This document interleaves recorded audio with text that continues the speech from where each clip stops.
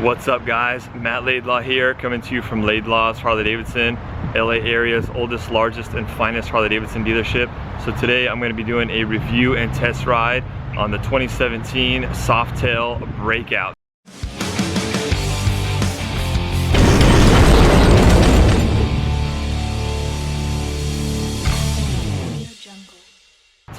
So this bike was brand new in the 2013 model year.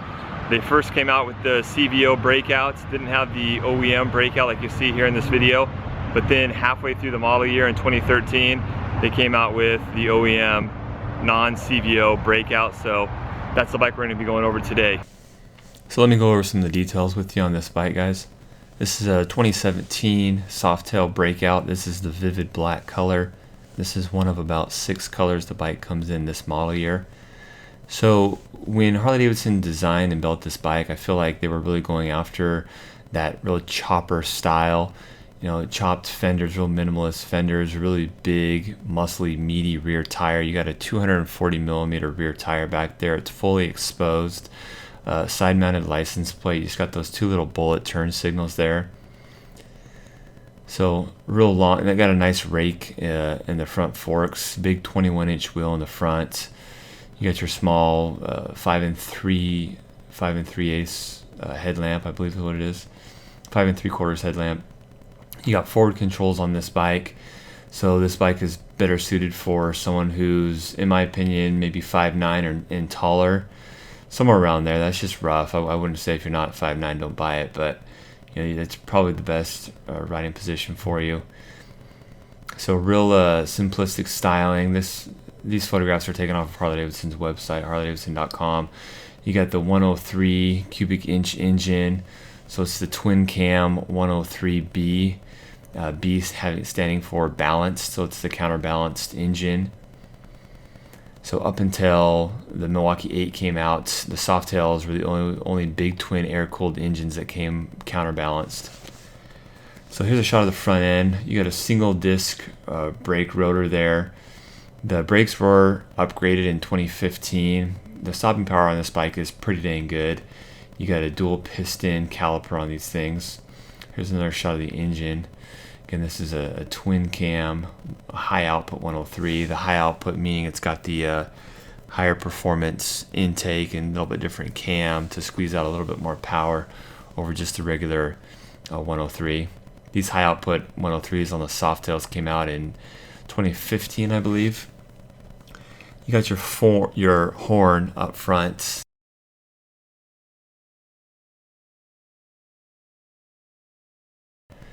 Here's a close-up of the wheels. The wheels are really one of the main features that really make this bike. They call this a turbine wheel. Really cool wheel. Here's another close-up shot of the horn there. Most horns on these big twin bikes are located on the left-hand side. Here's a shot of the seat. So this is a 2-piece seat. You can actually take off that passenger pillion to give yourself a solo saddle look. That's a really nice, clean look because you can see more of that big, fat rear fender. You've even got like some painted on graphics hiding underneath that pillion. So unless you're riding with a passenger, I like to take it off. I think it gives it more of that factory custom style to it. The seat is not comfortable for a passenger. You know, your passenger is probably good for about 45 minutes on a seat like that. Here's another shot of the tail end here. Really nice, clean tail end. Most people take that little reflector off the fender to even clean it up further. You got a chrome belt guard there. 103 on the derby cover. Primary cover is all chromed out. Another shot of the forward controls. Again, I recommend this bike for someone who's 5'9" and taller. You got a really simplistic straight across drag bar on this thing. Gives it kind of that leaning forward aggressive look. Your hands are forward, your feet are forward. So you got kind of that clamshell riding position on this motorcycle. Really nice clean badging. The medallion on the side of the tank. Unique painted graphics on the side of the tank to this bike. And again, real minimalist front fender there. They upgraded the brakes in 2015. The braking power is pretty good. I'll get more into that when I do the riding portion of the video here. Kind of a unique center console there.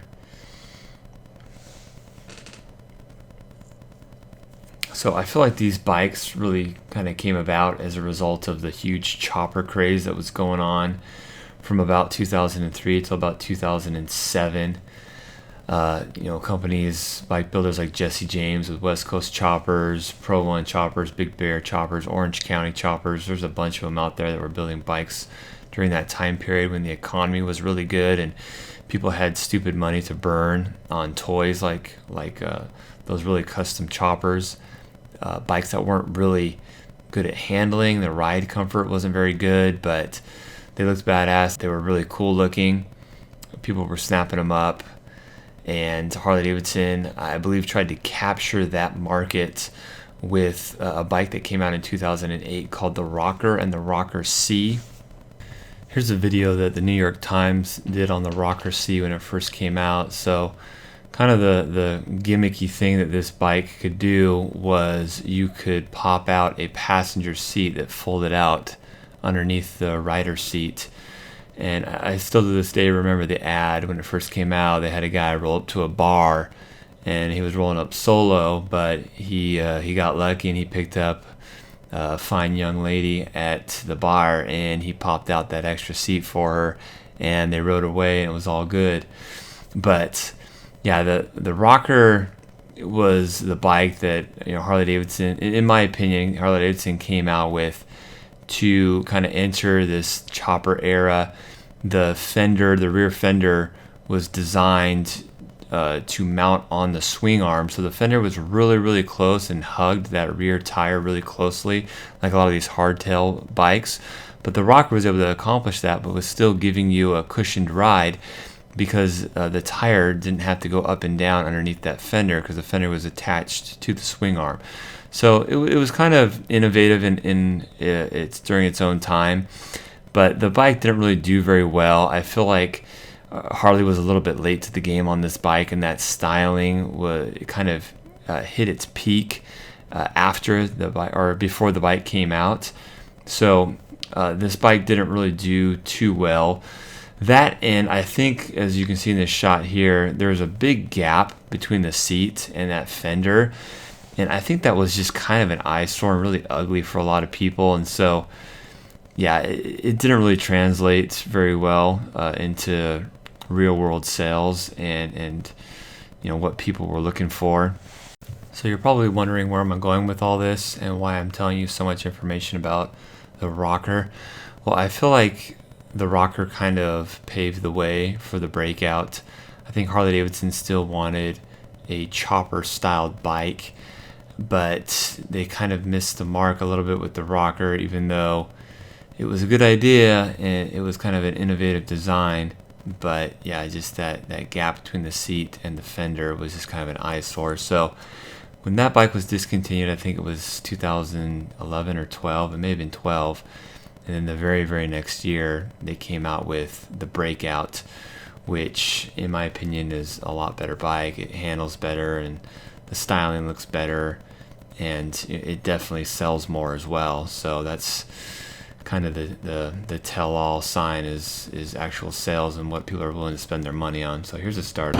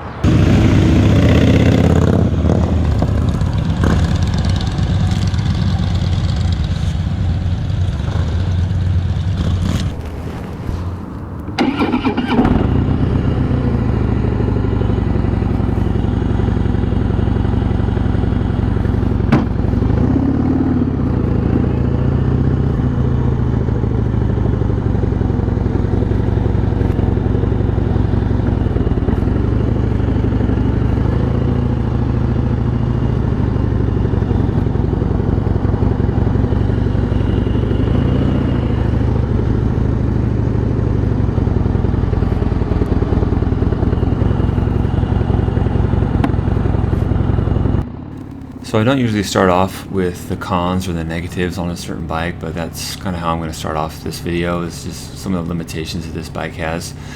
Yeah, first of all, the turning on the Breakouts, guys, isn't the best. It still turns good.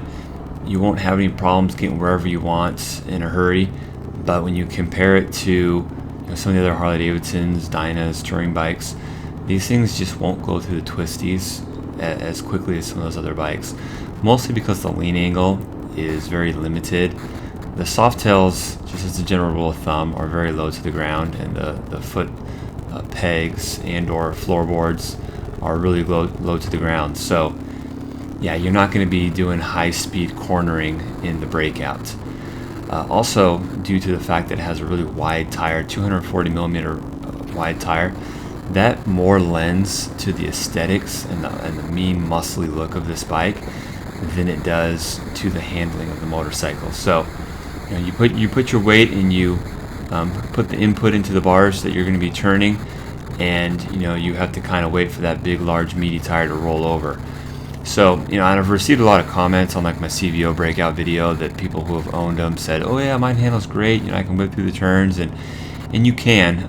This bike certainly will handle a lot better than some of those other choppers, like those custom choppers that I mentioned earlier. This bike is going to handle like a dream compared to those.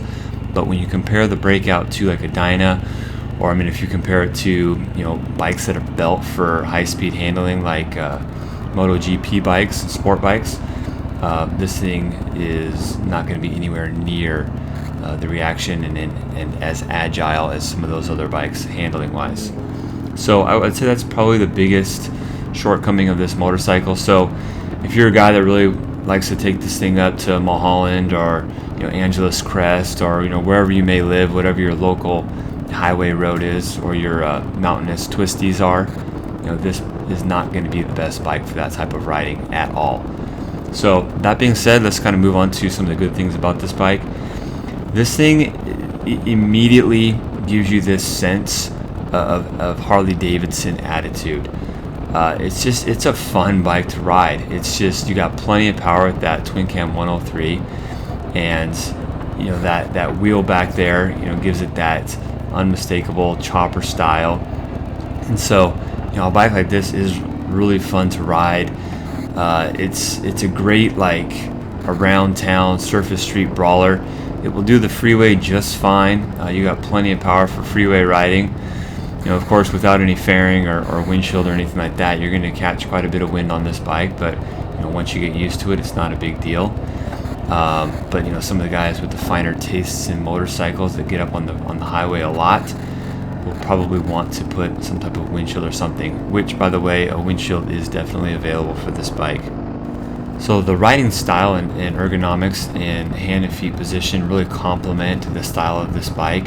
They're real aggressive. You got almost a drag style type bar out in front of you. It has a little bit of a pullback, but a very limited pullback, which makes you reach for it a little bit more. So hands in front of you. You got the forward controls like I mentioned before, so feet in front of you as well. So your hands and feet both ride out in front of you. Feet in the wind, hands in the wind. Real big wheels on this thing, 21-inch wheel. So kind of all those things in combination give you this real mean quintessential Harley-Davidson attitude on this bike, which can be a really fun bike to ride. It's kind of like I did an Ape Hangers video back a little while ago that got quite a few hits, and one of the things that I try to explain to people is the Ape Hangers, it's a fun thing to ride with because they're just this really cool, aggressive, hands in the air type Harley-Davidson attitude that it's really fun to ride with. It's like riding like a big lifted truck or something. There's just a fun, cool vehicle to ride with. And so this is that type of fun where you've got this real mean attitude bike that your hands in front of you, feet in front of you. And I know there's going to be haters that want to tell me in the comment section that their idea of fun is going from 0 to 100 in 3 seconds and going 80 miles an hour dragging their knee. And I get that. That's fun too. But this is a different kind of fun. So hopefully I've articulated what I mean by fun as well as I can in this. But yeah, it's a cool bike to ride. You know, I've ridden these before, but after riding this Breakout that day, when I got off it, I just refreshed my memory of just how, you know, Harley-Davidson-esque this bike is.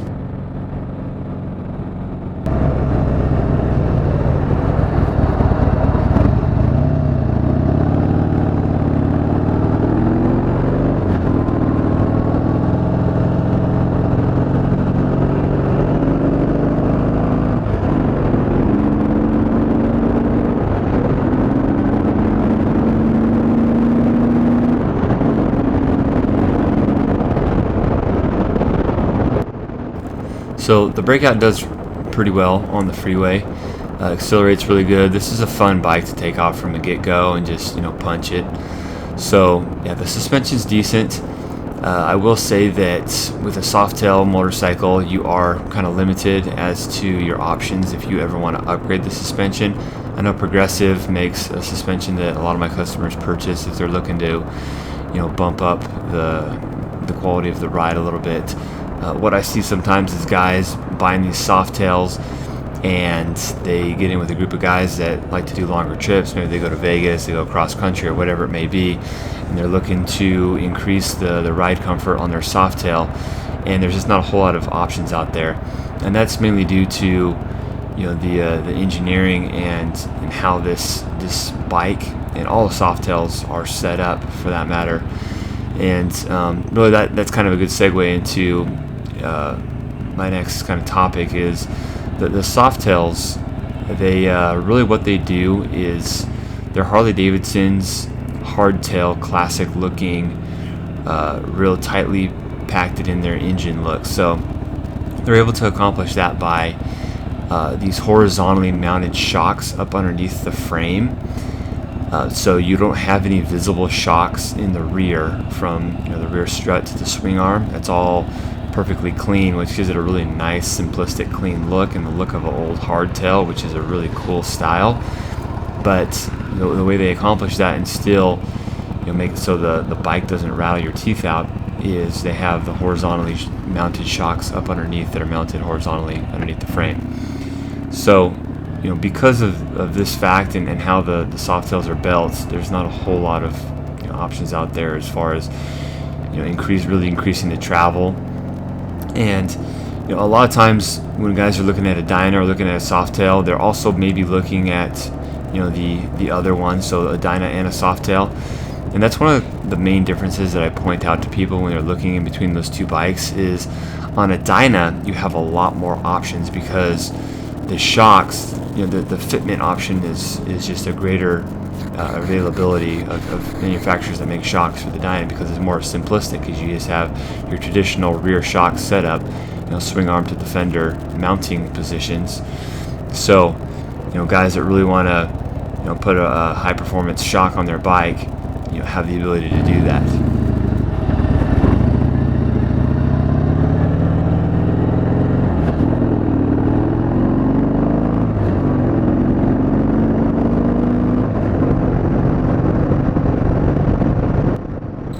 Alright, so let me jump into who I would recommend this motorcycle to. So I wouldn't really recommend it to a beginner. Could a beginner learn how to ride on this bike? Sure, it's low to the ground, but it's not really a beginner's bike at all. So I wouldn't recommend it to a beginner. Really the guy I would recommend this bike to is the guy that just really wants this type of styling and riding position, the aggressive attitude, riding position. You know, this definitely has a certain aesthetic and styling to it. So I would say, you know, a guy that loves this type of look, and that may sound shallow to a lot of people, but, you know, let's be realistic. Guys that ride motorcycles, especially Harley-Davidsons, they want it to look a certain way. I mean, that's half of the fun of a Harley-Davidson, is making it look the way you want it to look. And so this definitely delivers that custom chopper radical style. So if you're in love with that style, this is a great bike for you. Who I wouldn't recommend it to is guys that really want to get out and do a lot of open highway, freeway riding. either that or maybe they live at the mouth of a canyon. They want to do a lot of like nice twisty canyon type riding. This bike is not good for that type of riding. So yeah, the guys that like to pull something out on the weekend to just have a badass Harley to pull out of the garage and, you know, ride here and there, nothing, you know, out of state or anything like that, this is a great bike. It's something that you don't have to add a whole lot to, and it's kind of a cool custom looking bike right out of the box. You know, there's not a whole lot you got to do to these bikes. That you don't have to do the wheels.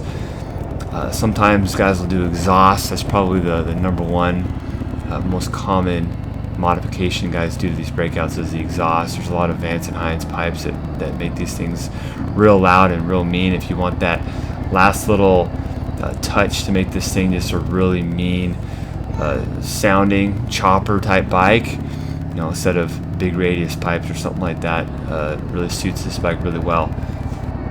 So that about does it for this review, guys. As always, if you have any questions, leave them in the comments below. If you haven't already, subscribe. I come out with Harley-Davidson reviews and a lot of Harley-Davidson content on a regular basis. So subscribe so you don't miss anything that I put out there. And as always, if you're in the Southern California area and you're looking for this bike, you know where to find me. Thanks a lot, guys. Bye-bye.